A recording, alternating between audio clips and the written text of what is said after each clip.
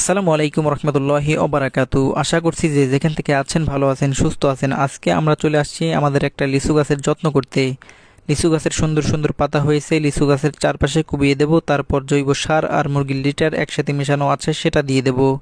আলহামদুলিল্লাহ, এখানে আমাদের বেগুন গাছ লাগানো হয়েছে, অনেক সুন্দর সুন্দর বেগুন হয়েছে। এখানে পানি বা সার আমাদের দিতে হয় না, অটোমেটিক পানি ও সার চলে আসে। চলুন আপনাদেরকে দেখাই কিভাবে অটোমেটিক পানি ও সার চলে আসে।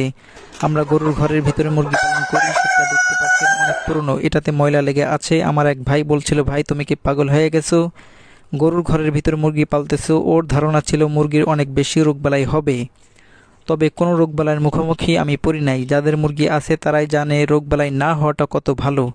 আমি পানির পাত্র ভালোভাবে ধুয়ে দিই, খাবারের পাত্র ময়লা গেলে পরিষ্কার করে দিই। আমার এক পয়সারও ওষুধ খাওয়ানো লাগে নাই। এখানে 60 থেকে 70টি মুরগি পালতে পারি। যাই হোক, আমরা গরুর ঘরটা ধুয়ে দিই, মুরগি পায়খানা আছে সেটাও ধোয়া হয়ে যায়।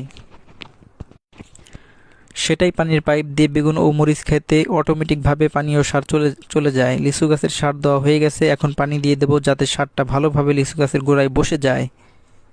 তবে এখানে আপনাদের সতর্কর জন্য একটা কথা বলি, যারা অনেক বেশি মুরগি পালন করেন, 200 400 500 1000 ভ্যাকসিন বা ওষুধ না দিয়ে মুরগি পালন করার কথা চিন্তাও করবেন না, কারণ ভ্যাকসিন আপনার দিতেই হবে। পরে বলবেন ভাই আপনার ভিডিও দেখে